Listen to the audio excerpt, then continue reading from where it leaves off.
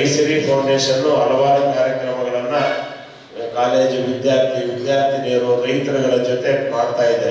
ಈಗಾಗಲೇ ಕಳಸಾಪುರದಲ್ಲಿ ರೈತ ದಿನಾಚರಣೆಯನ್ನ, ಕೃಷಿಕರ ದಿನಾಚರಣೆಯನ್ನ ಅಲ್ಲಿ ಸುತ್ತಮುತ್ತಲಿನ ಎಲ್ಲ ಗ್ರಾಮದ ಜನರನ್ನು ಸೇರಿಸಿ ರೈತ ದಿನಾಚರಣೆಯನ್ನ ಮಾಡಿದ್ದಾರೆ.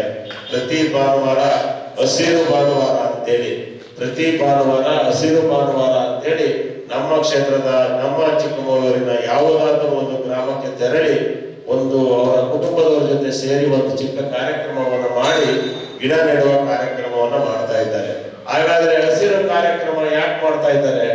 ಹಸಿರು ಕಾರ್ಯಕ್ರಮ ನೀವು ಏನೇ ಸರ್ಕಾರ ಎಷ್ಟೇ ಆದೇಶ ಹೊರಡಿಸಿದ್ರು ಅಥವಾ ಅರಣ್ಯ ಇಲಾಖೆ ಎಷ್ಟೇ ಸಸಿ ನೆಟ್ಟರು, ಅರಣ್ಯ ಇಲಾಖೆ ಸಸಿ ನೆಡೋದು ಕೇವಲ ಔಪಚಾರಿಕವಾಗಿ ನೆಡ್ತಾರೆ, ಅವ್ರು ಯಾರು ನೀರು ಹಾಕಲ್ಲ. ಇಲ್ಲಿ ನಮ್ಮ ಏನು ಇವತ್ತು ಉಪನ್ಯಾಸ ನೀಡಲಿಕ್ಕೆ ಬಂದಿರತಕ್ಕಂಥ ನಮ್ಮ ಕನ್ನಡ ಸೇನೆಯ ಏನು ಮಹಿಳಾ ಘಟಕದ ಅಧ್ಯಕ್ಷ ಚೈತ್ರ ಗೌಡರು ಒಬ್ಬರು ಸಾಮಾನ್ಯ ರೈತರ ಕಾಫಿ ಬೆಳೆಗಾರರ ಮಗಳು ಅಲ್ವಾ? ನಿಮ್ ತೋಟದಲ್ಲಿ ನೀವು ಗಿಡ ನೆಟ್ಟರೆ ಎಷ್ಟು ಕಷ್ಟಪಟ್ಟು ಬೆಳೆಸ್ತೀರ. ಅದೇ ಅರಣ್ಯ ಇಲಾಖೆ, ನಾನು ಹೇಳ್ಬಾರ್ದು, ಅರಣ್ಯ ಇಲಾಖೆಗಳು ಸಾಮಾಜಿಕ ಅರಣ್ಯ ಇಲಾಖೆ ಬೇರೆ ಬೇರೆ ಯೋಜನೆಗಳಿದ್ದಾವೆ. ಏನವೇ ನೆಡ್ತಾರೆ, ನೀರ್ ಹಾಕ್ತಾರೆ ನಮ್ಮ ಬೇಸಿಗೆಯಲ್ಲಿ ಇಲ್ಲ. ಆದ್ರೆ ನಮ್ಮ ರೈತರು ಹಂಗಲ್ಲ, ಒಂದು ಗಿಡ ನೆಟ್ಟ ಮೇಲೆ ಮಕ್ಕಳ ತರ ಪೋಷಣೆ ಮಾಡ್ತಾರೆ.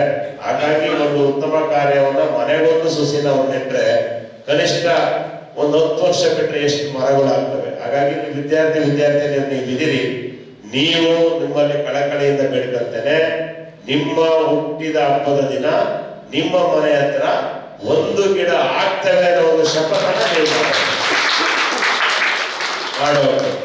ಆಗ ನಿಮಗೆ ಅನಿಸ್ತಾರೆ ಅಂತೇಳಿ ನೀವು ಬೆಳೀತಾ ಇರ್ತೀರಿ. ನೀವು ಹುಟ್ಟಿದ ಹಬ್ಬ ಪ್ರತಿ ವರ್ಷ ಬರ್ತಾ ಇರುತ್ತೆ, ಬೆಳೀತಾ ಇರ್ತೀರಿ. ಮರ ನೋಡಿದಾಗ ಏನಾಗಿಸ್ತದೆ, ನಾನು ಒಳ್ಳೆ ಚೆನ್ನಾಗಿ ದಷ್ಟಪುಷ್ಟ ಬೆಳೀತಾ ಇಲ್ಲ, ಮರ ಯಾಕೆ ಸೊರಗ್ತಾ ಇದೆಯಲ್ಲ, ಗಿಡ ಯಾಕೆ ಸೊರಗ್ತಾ ಇದೆಯಲ್ಲ ಅನ್ಸುತ್ತಾ ಇಲ್ವಾ? ಆಗ ಆ ಗಿಡದ ಪೋಷಣೆನ ನೀವು ಮಾಡ್ತೀರಿ. ಈ ರೀತಿ ಎಲ್ಲ ಮಕ್ಕಳು ಅವ್ರ ಮನೆ ಹತ್ರ ಮಾಡಿದ್ರೆ ನಾವು ಹಸಿರು ವಾತಾವರಣ ತರ್ತೇವೆ.